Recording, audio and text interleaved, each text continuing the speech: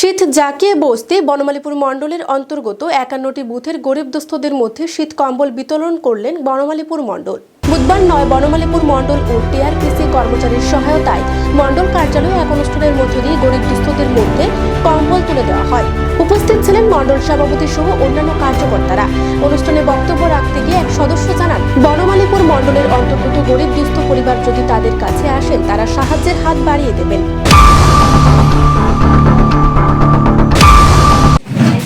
আমার বনমালীপুর মণ্ডলের উদ্যোগে এবং টিআরপিসি কর্মচারীদের সহায়তা আমরা বনমালীপুর এলাকার ৫১টি বুথে যারা দুস্থ পরিবার শীতের প্রকোপে কষ্ট পাচ্ছেন তাদেরকে আমরা কম্বল বিলি করি, তাদেরকে সামান্যতম একটা পরিষেবা দিতে পেরেছি।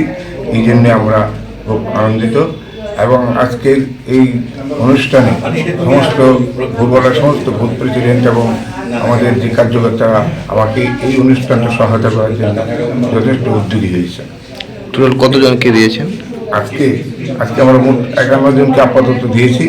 যদি এরপরও কোনো দুস্থ লোক আমাদের কাছে আছে আমরা অবশ্যই তাকে দেওয়া হবে। Thank you.